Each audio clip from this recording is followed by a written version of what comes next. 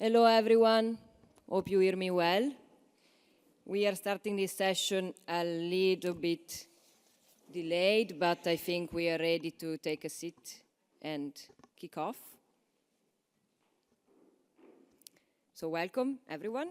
It's a pleasure to be here and to kind of conclude the forum that has taken place yesterday and today. We are here for this session, Powering Tomorrow, Women Shaping Europe's Green and Digital Future. And we will discuss best practice related to the inclusion of women in the twin transition. We will do so with amazing speakers, indeed. And with no further ado, I would like to introduce myself, and I will also go a little bit more in depth in my activities later. So I'm Caterina Bortolaso, Project Manager at the European Digital SME Alliance, and I will be the moderator of this session. So I would like to call on stage the speakers of today's session.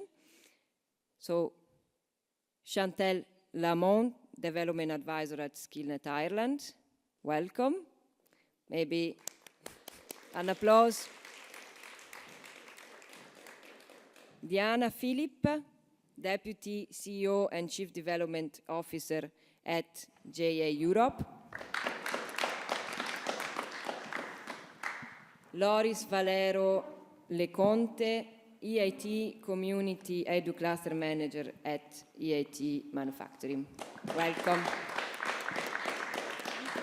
So maybe we can also see on the slide the composition of our panel. So before starting, I would like to remind you that you can ask questions on Slido throughout the whole duration of the session, and we will try to answer as many as possible by the end of the session, and actually at the end of the session. Also, I would like to kickstart this panel with a question on Slido to all of you. You can use the QR code, maybe next slide.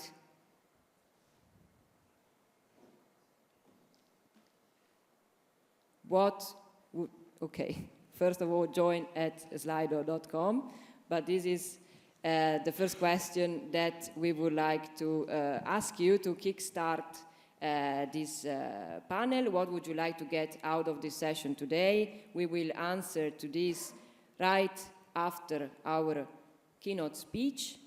So this is the moment where I am honored to give the floor to Anna Strollenberg, that is MEP for Volt, and will open our session.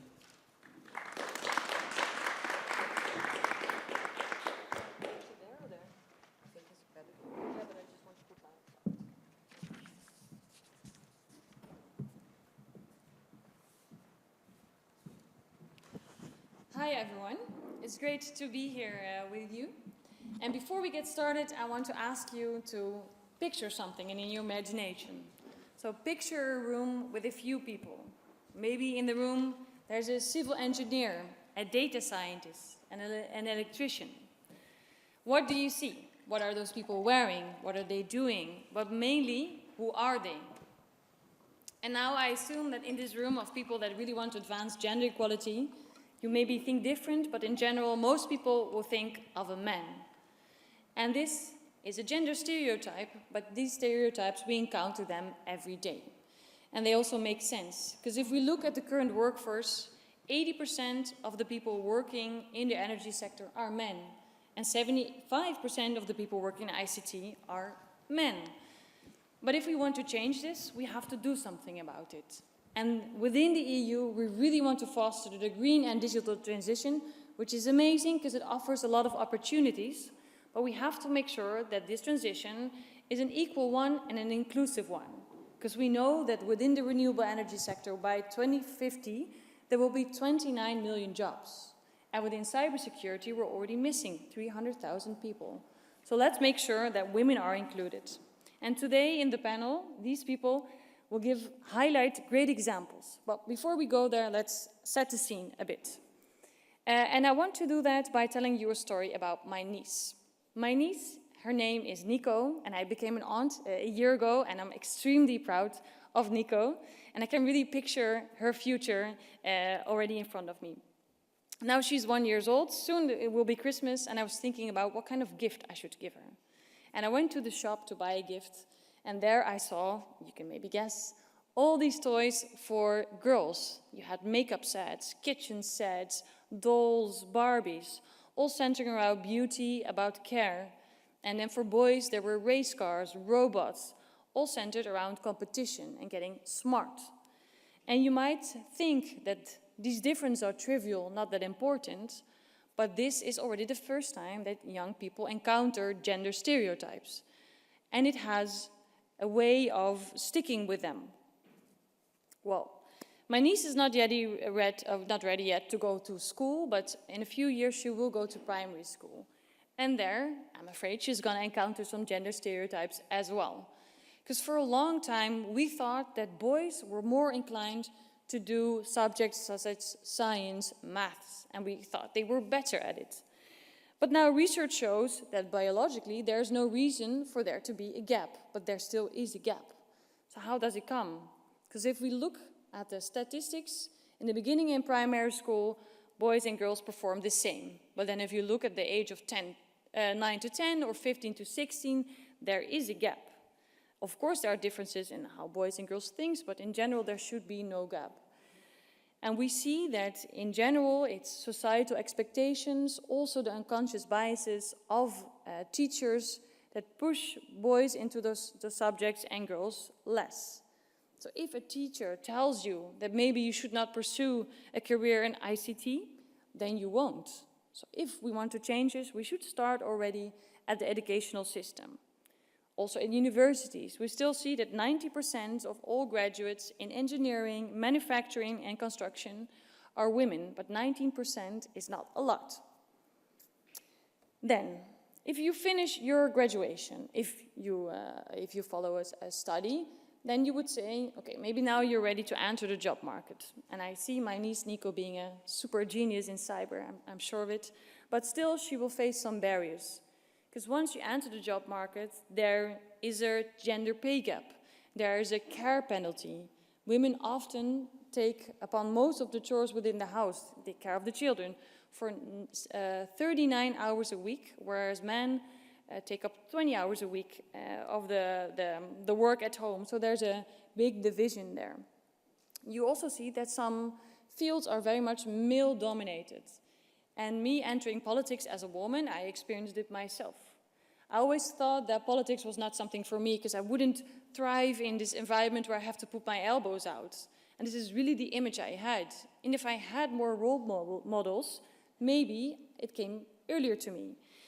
But then I encountered Volt, this party that really equals equal opportunities. So what we do is that we say we always have to have the same amount of men and women in leadership positions, also on lists for elections. And if we don't have enough women, then we simply won't participate because apparently we're not ready yet. And I do think this is a good first step. Other problems that women encounter when they want to enter the labor market are the gender pay gap, as I said, the glass ceiling and this lack of representation. But I don't want to just mope and say what is wrong, because there are plenty of opportunities and we will hear some of them. But me working in politics in the EU, I want to tell you what we can do, because I think there are 5 things that we can do in the EU. And the first one is to start with education, that we take away these gender stereotypes there. That is not easy, but we can make teachers aware of those stereotypes, because if we invest in it, it will change something. And within education, we can also support scholarships and programs that encourage girls to pursue careers in those male-dominated fields. The second thing we can do is to improve employment and workplace policies. There has been a directive on gender balance in corporate boards that was adopted in the European Parliament, which is a great example to create equal chances. The second thing we can do is to bridge the care gap. If in a member state we invest in high quality care services, it advances or it encourages women to enter the job market. And we should employ parental leave policies that incentivize men also to take up those caregiving duties. The fourth thing we can do is to reskill and upskill women. And again, we have some great examples. Skills is the buzzword at this moment in the EU, if you look at the European Commission. So I think we should take full advantage of this and make sure we use it to reskill and upskill women to take part in this digital and green transition. And the fifth thing we can do is to gender mainstream and to keep gender mainstreaming. Within the Green Deal, the Digital Age Strategy, we should always apply it. And I'm happy that within the Parliament there's still a strong committee on gender equality and women's rights that really sees this as their assignment.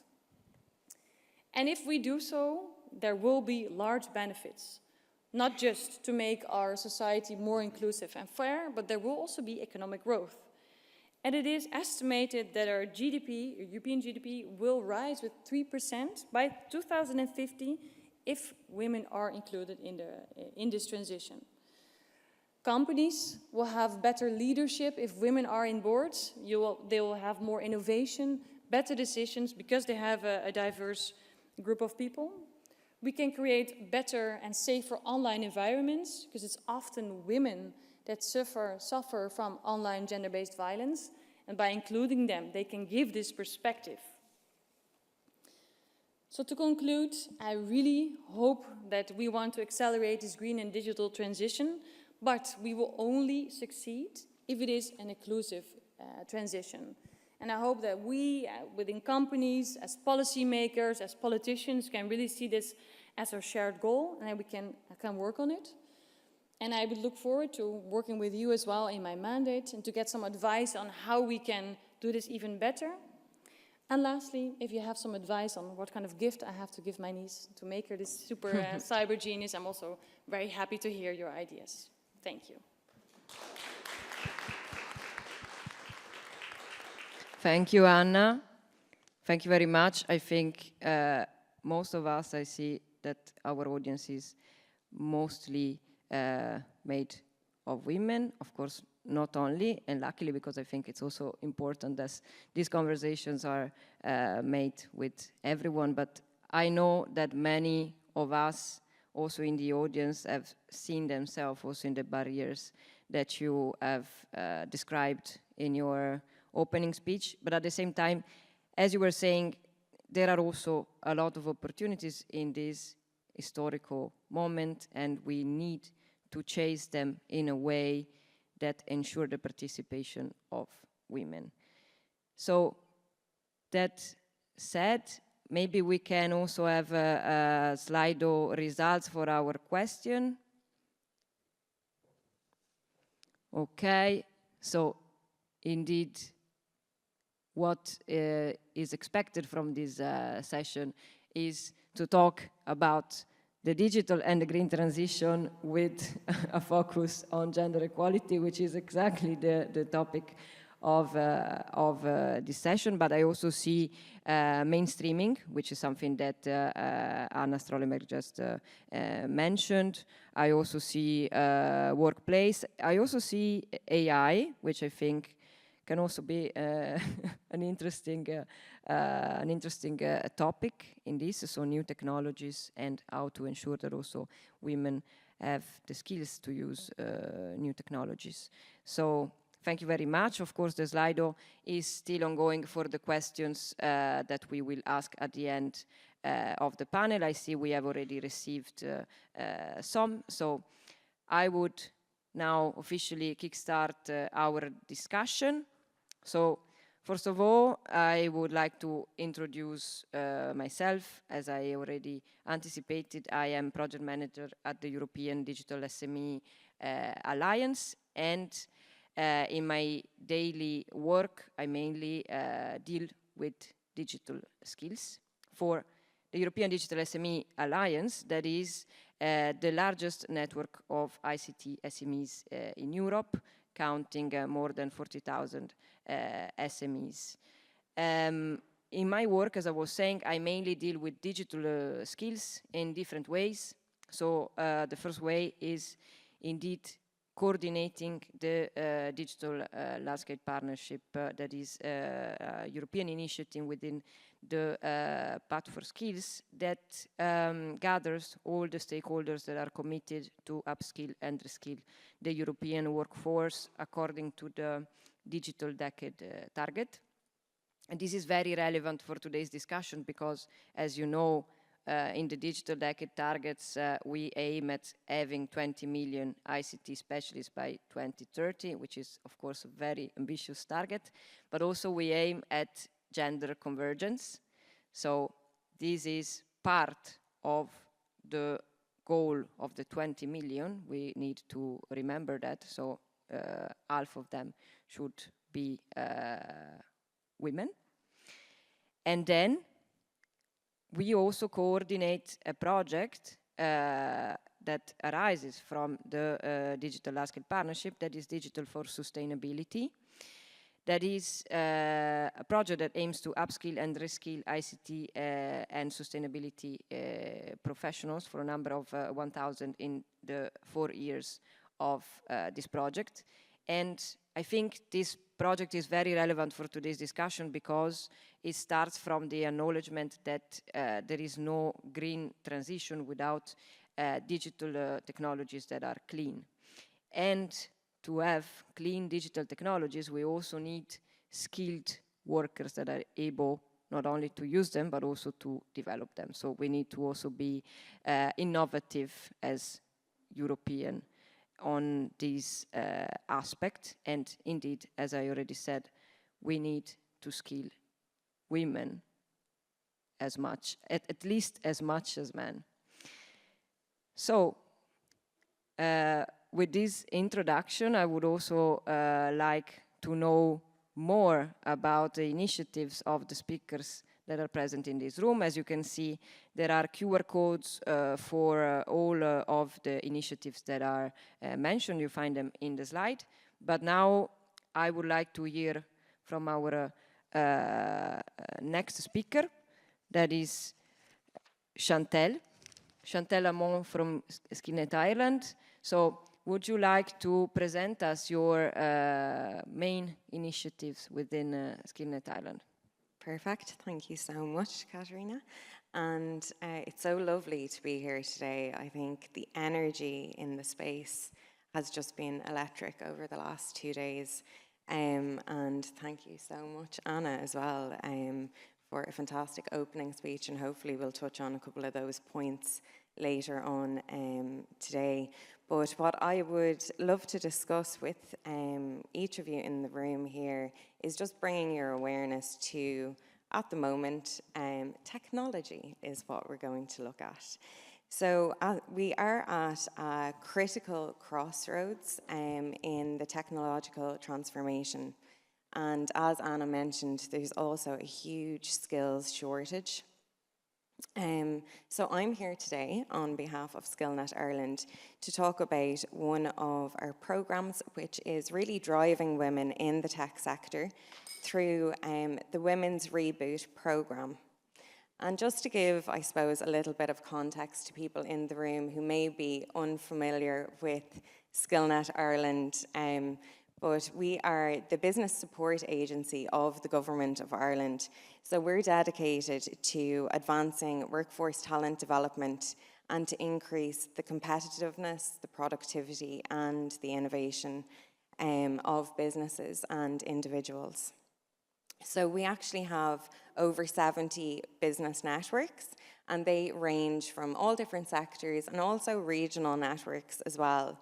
And within those 70 networks, on an annual basis, we would support over 26,600 Irish businesses and 97,000 workers on an annual basis. And that would be along the lines of providing, whether it's upskilling while they're in employment or reskilling and people looking to gain employment. So what I'm here to discuss today is actually a Skills Connect program.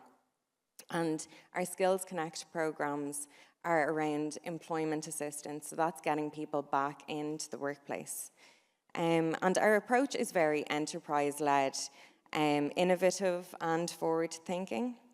And we want to ensure that we address those talent gaps, creating opportunities for businesses and for individuals. So Technology Ireland Digital are actually the business network who look after the Women's Reboot programme. And they're really, I suppose, what you could say is they're responding to a real demand within the industry and a widening ICT skills gap. So they have actually developed, there's several initiatives that are all centred around women returner programmes. So we've got Women Tech Start, which is looking at women that are looking to actually go into the tech sector who may not have had any previous experience working in that space before. And then we also have the Digital Athlete Programme, which is a really interesting initiative and is something that's hugely popular at the moment in terms of the emerging sports tech field. So that enables women who have an interest in sports and technology to look at the two of those together and become data specialists in that area. And then finally, the one that I'm here to actually discuss is the Women's Reboot programme. So that is a flagship programme that empowers women that have advanced ICT skills to return into the tech sector after a career break. And Anna, I know that you touched on a couple of points earlier just around reasons why maybe people may decide to leave their roles. So hopefully we'll go into that in a little bit of detail. But Ireland, like many European countries, faces a significant gender gap. It's nothing new in the technology field. OECD data reveal that women represent only 22% of ICT specialists. And that is, I think, astounding. It's less than a third. And those figures continue to shrink further as they progress in their careers. So in Ireland, once a woman reaches mid-career level, often within the tech sector, they will take a career break. And that is usually around raising their family, caring for children, and their elderly relatives maybe. And a lot of them don't return back into employment. So there's a skills gap that emerges after some time of being out of work. There's a loss of confidence, and there's also a lack of professional networks as well. So the Women's Reboot programme is designed to address those challenges head on and really providing that cutting-edge technical training. So this programme is looked at on an annual basis to reinvigorate things and really bring in any training that is newly identified that enterprise actually need. So they look at areas like software architecture, project management, cloud computing, cybersecurity, and GDPR. But what actually, they've also got their professional skills as well, which include the communication, leadership, and the self-management. And there's also incorporated into the programme, it's a work placement with some of the leading tech businesses in Ireland. But I think at the centre of this programme, one of the key initiatives is the innovation pitch. So that is where the participants apply their technical knowledge and they use something called the Double Diamond Framework. I'm not sure if anybody is familiar with that, but it's simply just a model to move from the problem-solving area into the solutions focus. And those teams develop and they pitch real-world problems before a panel of judges and really look at problem-solving, the teamwork, and the innovation skills, which are all critical skills that are in the tech sector at the moment and with many employers out there. So the results from the programme are very transformational. In just 4 to 6 months, participants are work ready. They are led by a mentor. They are coached and developed, and they also get hands-on experience. And many of the graduates have gone on to excel in roles across Ireland's tech industry, helping companies to solve complex problems that they're facing and challenges that they're facing, and also adding to that much needed diversity within their teams. So I would love to see more women looking at roles in tech and also looking at coming back into tech. And that is really what our aim is with that Women's Reboot program. Thank you very much, Chantel. I also remind you that on this QR code you can learn more about Skillnet Ireland and Reboot. And thank you also for showing concrete results of the program. I think this is really an added value.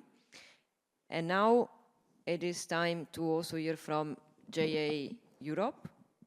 So Diana Philip, can you present some best practices and also some research that JA Europe is carrying out? Happy to do. Can you hear me? Perfect. Happy to do so. Thank you so much for having me. It's a great honor to be here. It did so much energy we got from these days and from the different discussions. I'm going to tackle the first point that you mentioned, education, because that's what Junior Achievement does. We are providing the pipeline. But I will start with my personal story, because I was born in Romania, and I was the 5th girl in a class of 30 boys in informatics. My parents put me in that class. It was the first class they opened at my high school, and they said, no, I think you can do this. So the opportunities I got when my parents really challenged me to do something different was really what opened up my interest in digital and everything that I do today. And you will understand probably why we are driving some initiatives, because it starts early on, when you really are exposed and given the chances to experience something. And I'm looking back, I never felt excluded. On the contrary, I think I felt empowered, because the boys were taking care of us. We were just 5. They really wanted us to help them, to support them. We were doing quite well. Later on in years, I started my digital company in Romania, and that was also thanks to everything that I've learned in schools, and also this empowerment that I was given when I was at the university, at the school level. Afterwards, I felt that more was needed, and us women, we can do much more than just stay in one community. So I was leading the European Youth Organization. I came to Brussels, and it's been already 24 years. 20 years ago, I joined Junior Achievement, because it was the only organizations that I found that was focused on entrepreneurship. And that really resonated with me. It resonated with the first opportunity I was given to start my own company. And I said, okay, we can give back. Now let me ask you, how many of you have heard of Junior Achievement? Please raise your hand. I expected that not many, because we call ourselves the best kept secret. We work in 120 countries globally for over 100 years to inspire millions of young people every single year. We work with the ministries, we work with 80,000 schools across Europe, and we are in every single country here in Europe. But because we are very grassroots, probably you've not heard of us, or maybe you heard of us like Young Enterprise or Young Ondernemen, or the local name that we have in each country. Every single year, we provide experiences and educational programs to 6 million young people. Out of them, 3 million are women. Now you will say, okay, these are big numbers. This is 2% of young people in school. So it's not a big number. It's a huge gap out there. And I'm saying this because we would like to partner with all the possible organizations and networks and schools to really provide those kind of opportunities that I had to as many young people as possible and as many girls as possible. One of our flagship programs that I wanted to talk about is our mini enterprise program. It's what started junior achievement 100 years ago and what was recognized as a best practice in entrepreneurship education. Every year, there are 50,000 startups that are being created. Out of them, 25,000 are led by women. So what's happening with all that talent? Our job is finishing more or less after we help them. We are now into the process of starting a venture network, but there is a huge pipeline of talent out there. They really are embracing the digital and the green transitions. And I have so many examples. I picked a few because those really inspire me to see the level of details and the level of work that some of the women leaders are doing. There is Natalia Konova from Bulgaria. She started a Meditech company which is focusing on fighting antimicrobial resistance by developing software that optimizes antibiotics prescriptions in hospitals. So that's very specific. It's really looking at the green transitions, at the digital, and created a company that is really thriving in Bulgaria. Another example is in Norway. They were looking at Maria Wachte from Paramate was creating a company that was looking at the aquaculture industry and put together software to monitor hydrogen sulfide levels, a toxic gas that poses risks into the fish farming. I had to read that because it's too technical. I would not remember that. But those are the kind of things that if you give them the opportunity to put in practice what they really believe and what they are passionate about, they can really make it happen. And we really want to provide more opportunities to girls across Europe. And there are a couple of other initiatives I wanted to touch upon. One, Louise will talk more about, is Girls Go Circular, where Junior Achievement Network is the main implementing partner for the European Commission. And we train already 47,000 young people. But I'm not going to I'll let you talk more about that afterwards. Because there is another one which really we would like all of you to join forces. Junior Achievement is the leader of the EU Code Week. Maybe you've heard of the EU Code Week. But we wanted to take it to the next level.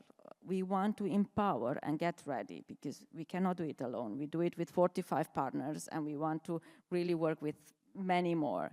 We want to empower 25 million young people in the next 2 years. Out of them, the goal is to have 50% girls.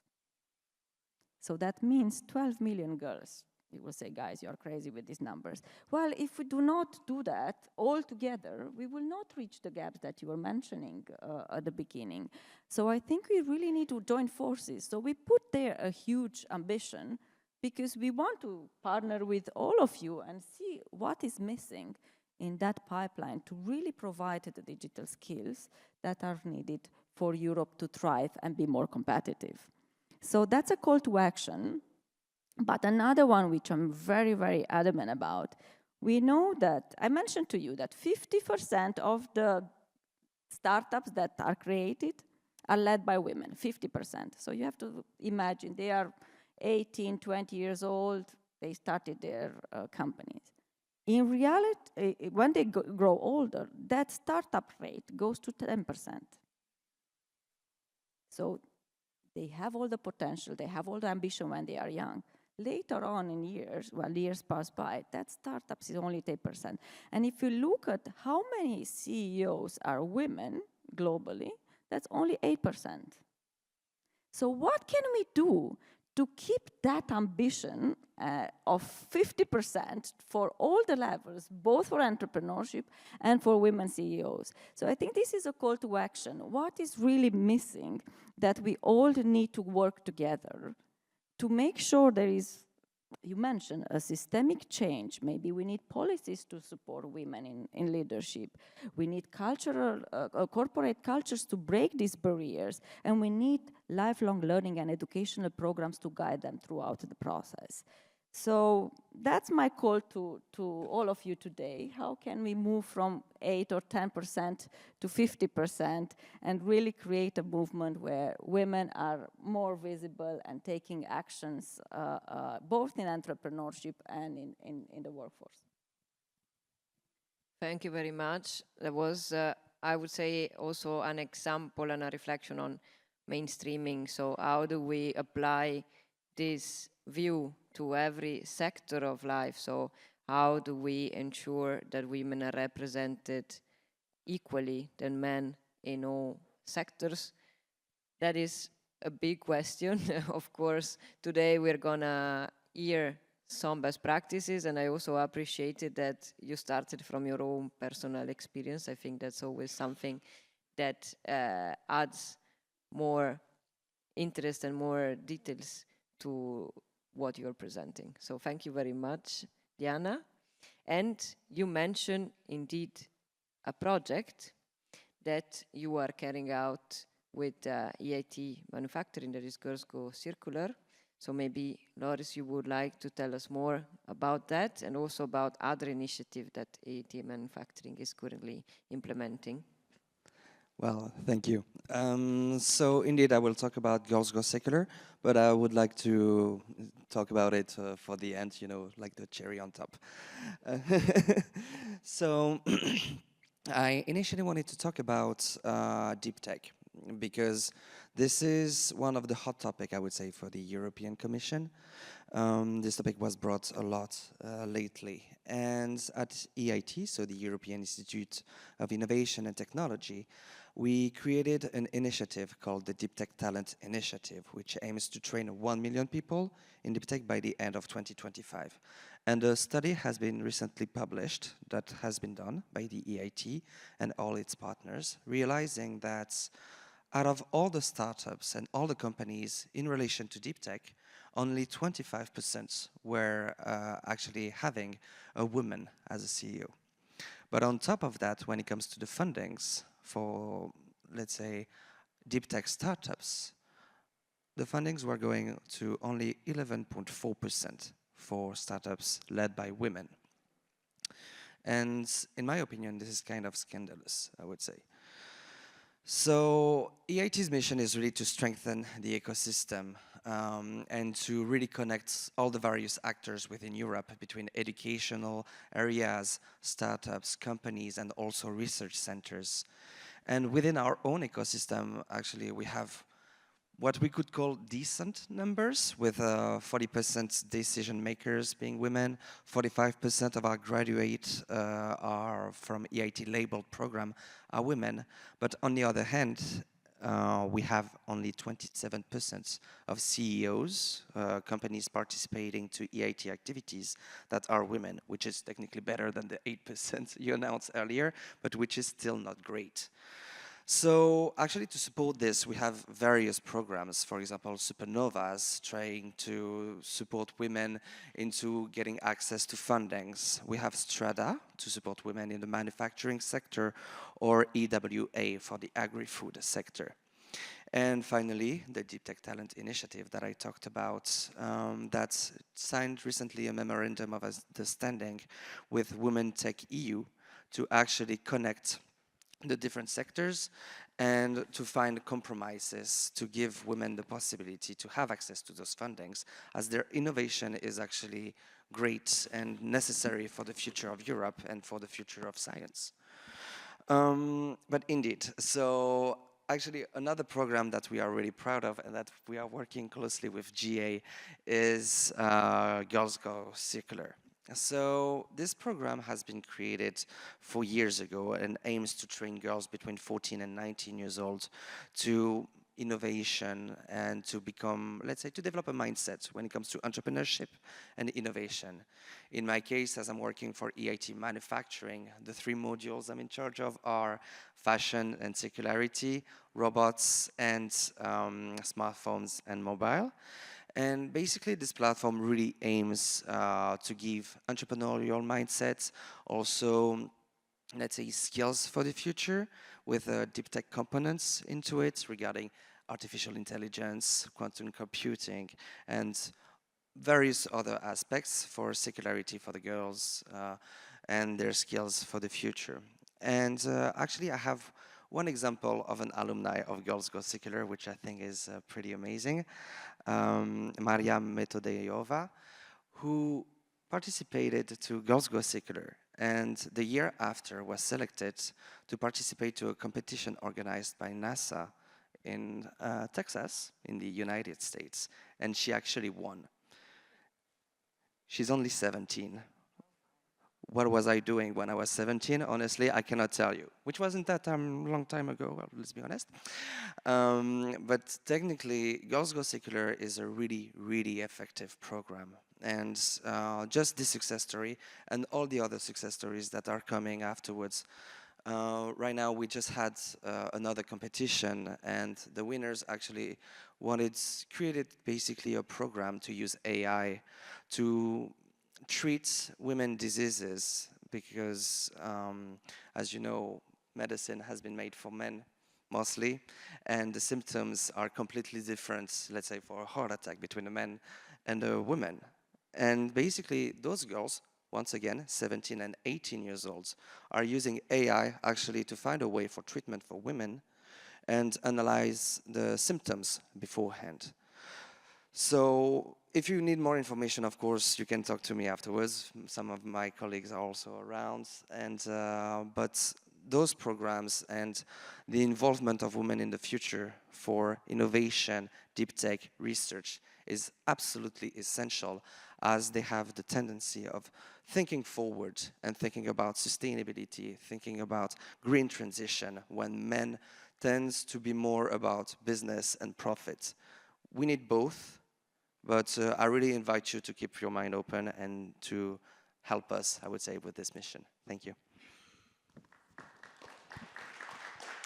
Thank you very much, Loris. It's good to hear some success stories. I think today, in the end, we've heard some. Also, Diana brought to us some success story, in principle, your own story. So I think it's also good to have some positive note and to end with some positive note, but at the same time we all know that there is still a lot to do at the policy level, and I think we can identify different stages of difficulty. So there is also difficulty in getting women and girls at the stage to study those subjects. So there is something that blocks there. There is indeed a barrier on the job, for the job, so to get jobs. There is also a barrier sometimes in the job after maternity leave and all this duty of care that still are on the shoulders of women. And then there is this glass ceiling that is still very difficult to break. So these are the main obstacles that women are facing today. So that is why I would like to ask you a final question. It's like 1 minute for each speaker, and then Anna can maybe summarize all the content and also reply to this question. I think you already gave some hints about it in your introductory speech, but so it's the question is in the next slide, and is also the question that I would like to ask on Slido to our audience. And it is, what is the main action at the policy level? So what is the most urgent policy action to encourage women in green and digital careers for the 2024-2029 mandate? Or if you want, you can also choose what is the most urgent policy action to contribute to closing the gender gap, and choose, the perspective that you are more confident with. I would ask you like 1 minute each, very flash answer. Who wants to start? Yeah, I can. Chantal. Am I You're on? welcome. Yes. So I suppose Ireland we've become a model for addressing the gender disparity in technology through initiatives like the Women's Reboot Programme. We do also have other programs around, you know, women in construction and in the financial services, and these are all centred around returners. So what I would do is I would invite the policymakers, businesses and education sector to join in scaling initiatives like Women's Reboot, because we have to think every graduate that comes out of programs like this will have a ripple effect, and by us working together we can break down those barriers, we can build confidence, and we can equip women with the tools to shape the future of Europe's green and digital future. Thank you. Diana, you want to go next? Happy to do so. And I was looking at you, Anna, because I think we will really need your help on one area, to encourage the ministries of education to make space in the curriculum. 20% will be okay, to allow for role models to go into schools, to really inspire the next generation. Because if we really relate to the real role models, that's what really stays with us. And we see that we could achieve that as well. We have the empowerment, but I know it's not easy. We keep on asking for a bit of flexibility in the education system. And of course, the second one will be targeted funding. When they are younger ones, how can we get them even more micro support? Not wait only until they are at the VC level to support them. Help them in the first stages with microfunding to be able to continue their ventures and really have the startups driven by women. I think I will keep with them. Thank you. Loris. Well, I agree with most of what has been said, of course, but I think we also need to keep in mind that innovation, and actually we had the Draghi report recently when it comes to innovation that has shown that Europe is kind of facing a small crisis, I would say, in this sector. But I think in terms of policy, it's really to continue, let's say, programs that actually support those initiatives and that support women to go into, let's say, innovation sector and the research sector.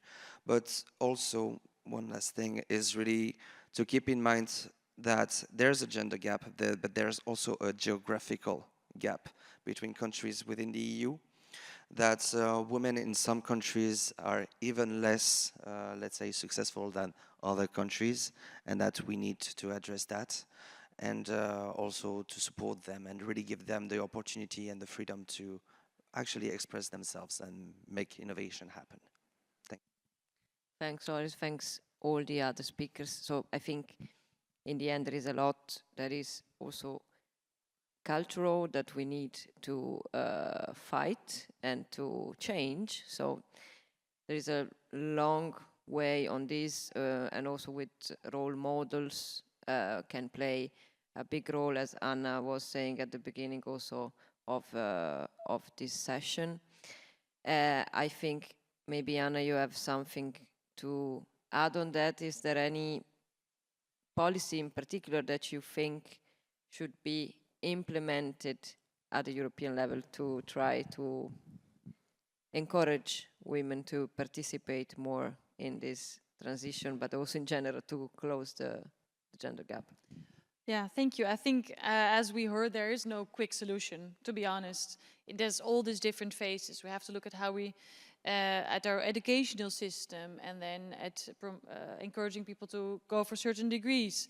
We have to look at reskilling opportunities or scaling up projects that reskill women. So many different things that we have to work on. And I do think this is something in the European Parliament we can do. We, with Involved, we're really focusing on STEM education. So how can we get more attention for math, technology, etc. within our educational system. So that's a big priority for us. And the second thing is that in a few years we will also have another look at the multi-financial framework of the EU, so the 7-year budget. And there we really have to make sure first that gender mainstreaming is applied in all those facets. and where does the money for innovation go to? So there's a big Horizon budget goes for innovation, and will that also be attributed especially to women? And I think there is also a big opportunity for us to set our goals. But besides this, I'm always very happy to meet people that without the policies, that just give the best example. And I think that is not something we should underestimate, because there's a big influence also of civil society in companies. And I think if we all work together, we can make sure that we don't lose any more talent. Thank you very much, Anna. So I think we are coming to the end of our session. We have another question on Slido, but I think I would prefer maybe to open the floor to questions from the audience. But first of all, let's see also what are the results of our Slido. Okay. Incentives, mentorship, and mentoring programs, I would like to discuss them also with our speakers, because it's also things that we mentioned today as best practices. So I think especially mentoring was mentioned by Chantal in Reboot, and it's something that has demonstrated clear results. And I think also incentives is maybe something that we haven't touched upon so much, but it can be part of the answer. Of course, there are no quick answer, as Anna was saying, and also the problem is complex. It touches upon every aspect of our life.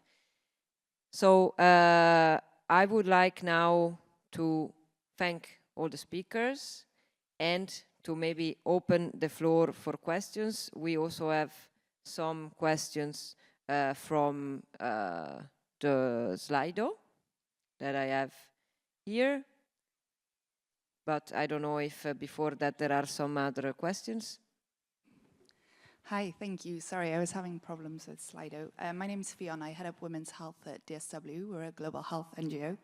Really just wanted to thank Anna for pointing out Horizon Europe and the Future Framework Programme as an opportunity to advance in this space. And thank you to the panelists who made reference to health. We see a huge gender health gap, but we also see huge opportunity to advance gender equality through closing that gap. Just to point to the Future Framework Programme, the Commission needs to be commended. It's one of the largest public funders that requires sex and gender consideration in its research funding. But I think looking to the next programme, we really need to deepen the intersectionality of those requirements. It's also been doing very well to promote women in science, but I think the future really needs to look at science for women. So better investing in women's health and having committed funding to doing that, but also committed funding to close these biases that you reference, for example, in terms of, we really don't know how some diseases present differently between the different sexes and different genders. So a call to look beyond not just promoting women in science, which is super fundamental to more inclusive science, but also hopefully to having committed funding is something that we would need. So sorry, more of a comment than a question, but just wanted to thank the panelists for making those observations.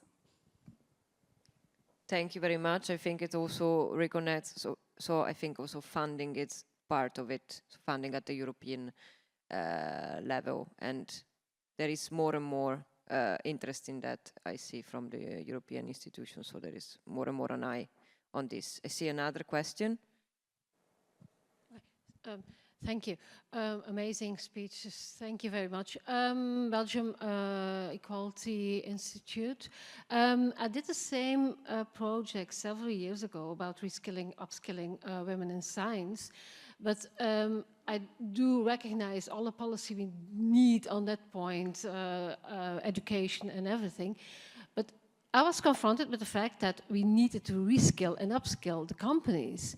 They needed tailored help because they were keen on having all those women in their companies, but didn't know how to do that, how they should change their policies, and they needed help, tailored help to do that.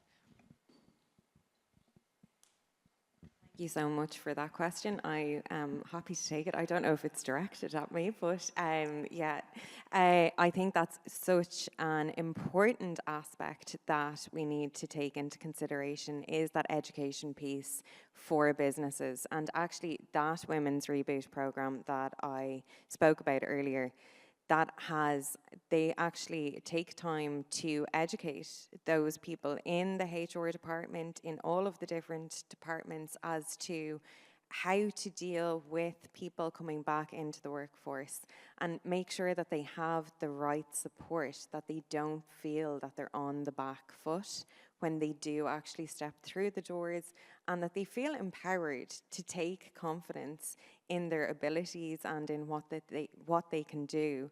And you know, there is really great success stories, which I would encourage people to go on to the SkillNet Ireland website and take a look through. There's great case studies in there of people that have really progressed their careers, and it's tech leaders like the likes of Dell, and also AIB Technologies, which are really behind this initiative, and they see it as game-changing.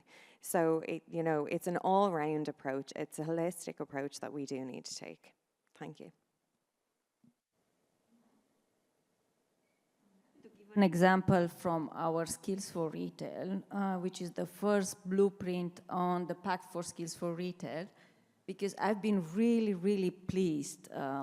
We had 80 companies who signed up for the training that was just developed now on digital, green, and resilience.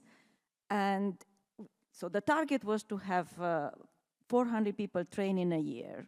We just opened the training 2 months ago. We already have 600 people trained with 80 companies who sign up. Out of them, 63 are women. So they are so keen on trying to get trained and really embrace themselves. And these are from the company's employees.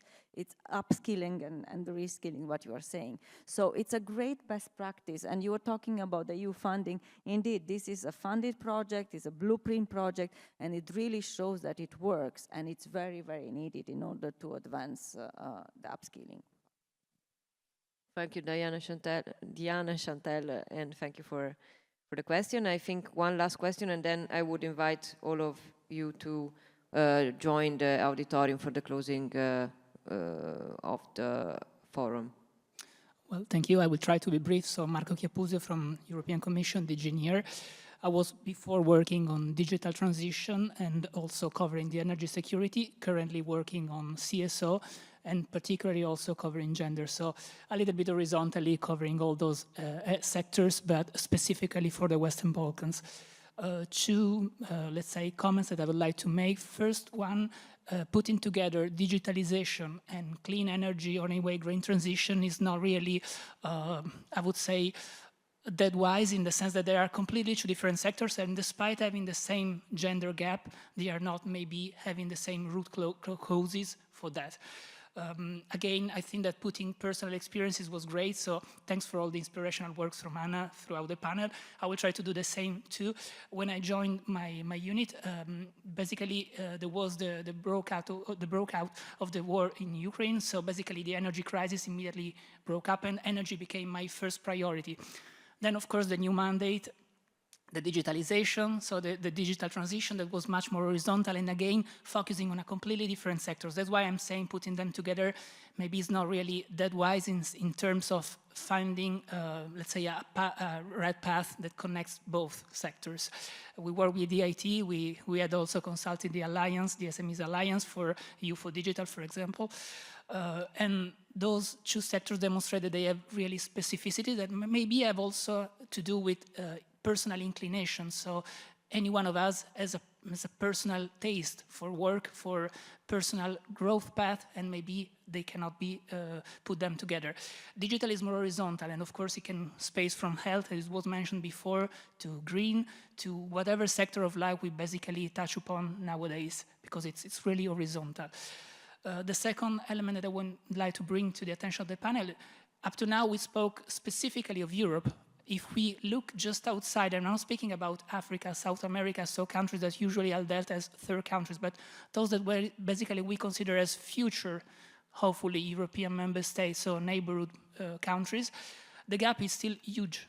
It's still much bigger than in Europe, and of course gender is one of the sectors that is less invested upon and less, I would say, also considered not only at the European level but also worldwide. Thanks. Does someone want to add on this?